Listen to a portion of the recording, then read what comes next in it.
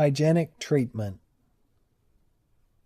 Perhaps no better matter could be employed to fill the closing pages of this work than a brief outline of the course of treatment which should generally be adopted by this class of unfortunates who have enfeebled themselves mentally and physically and rendered their lives a burden, not only to themselves, but to everyone with whom they have to do.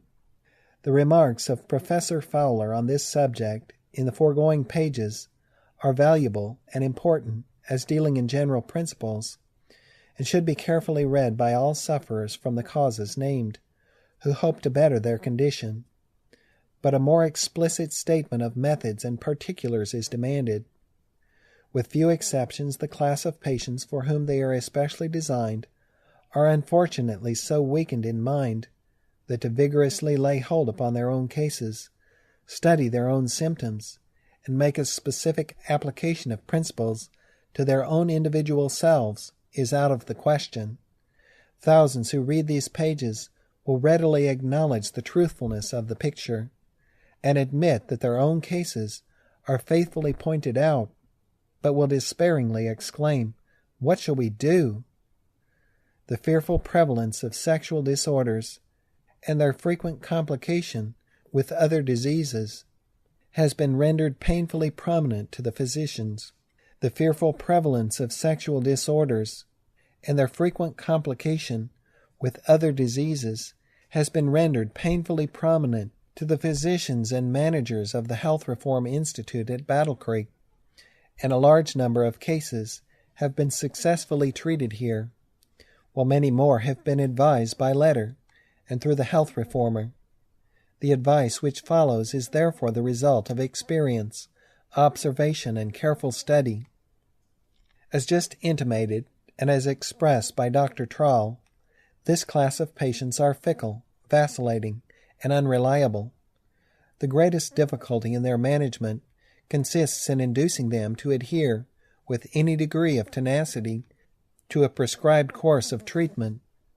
On this account, such had better place themselves under the care of a hygienic physician, if this can possibly be done.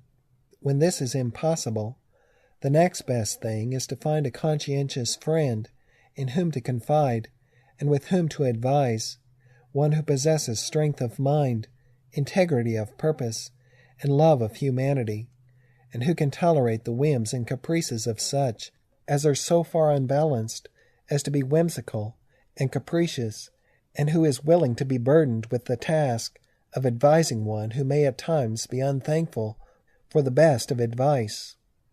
If this cannot be done, the patient must trust in God and himself alone, and strengthen his mind in the outset with a resolution to persevere in the use of means which nature will recognize as aids in the great restorative work. In giving the outlines for the hygienic treatment of these difficulties, it is not to be presumed that all cases are to be treated alike. Aside from the fact that sexual disorders are often complicated with other difficulties, of which they are frequently the cause, they also exist in every stage of advancement, from the first indications of weakness to a condition of complete and entire prostration and debility. The treatment must therefore be varied to suit the circumstances of the case. Number 1. Diet and regimen. The remarks of Professor Fowler on this point we heartily endorse. The diet of this class of invalids should be rigidly abstemious. Let us not be understood, however, as advising a meager or impoverished diet. The food should be nutritious, but non-stimulating. This point is of special importance, as this class of patients are nearly always dyspeptic, and like all dyspeptics should eat all the food they can well dispose of, but no more. The two-meal system is of special advantage, as the presence of food in the stomach at night is often the exciting cause of nocturnal emissions. Number 2. Sleeping. Sufferers from these difficulties should cultivate regular habits of sleeping and resting, and should never lie in bed to encourage a dreamy or unsound sleep. Better rise unreasonably early in the morning than to lie in a state of dreaminess, as the dreams of such will assume a lascivious character and aggravate the evil. The bed should not be too soft, and on no account should feathers be tolerated. The covering should be as light as is consistent with comfort, and the sleeping room should be thoroughly ventilated. Number 3. Bathing. Doubtless harm has been done in some cases by overdoing in the matter of water treatment. In the earlier days of the so-called water care system, heroic treatment, and a good deal of it, was advised for this class of complaints. But as an important point to be kept in view is the preservation of strength, this course has been generally abandoned. The baths should be tonic, rather cool, but not too cold.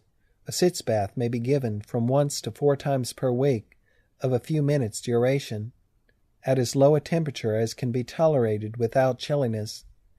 Give at the same time a hot foot bath, and apply cool wet cloths to the head. The frequency of this treatment will depend upon the condition of the patient. Local congestions or acute inflammations may be relieved by hot sitz baths of short duration, followed by cool applications. Occasional hot fomentations may sometimes be of benefit, but too much warm bathing must be guarded against, as weakening in tendency. The abdominal bandage or wet girdle may be worn a portion of the time, especially at night, to good advantage. Cool bathing of the parts affected is also beneficial. Number 4. Exercise. Plenty of physical exercise should be enjoined upon this class of patients. Not enough to produce exhaustion or excessive fatigue, but enough to induce good sound sleep. Much mental exercise should be strenuously avoided. The mind should not be taxed with cares, nor should much reading be indulged in. Especially should any exercise of the brain be avoided toward night or in the evening, as congestion of the brain is often the exciting cause of spermatorrhea. By reason of the intimate relation between the brain and the sexual system, it will readily be seen that to keep the head cool is all important. Number 5. Social surroundings. The patient should be placed in circumstances favorable to the preservation of equanimity of temper and of self-respect. Above all, let the surroundings, so far as associates are concerned, be of the highest moral character. Let the mind be elevated to dwell upon the purity and holiness of heaven, rather than the groveling sensual things of earth. Let a sense of moral responsibility fill the mind, to the exclusion of gloom and despondency, and with earnest, cheerful, and hopeful trust in God, go forward in the work of reform and restoration, till the traces of sin and shame are effaced, and God's noble gift of manhood is restored, that you may fully glorify God in your body and spirit, which are His.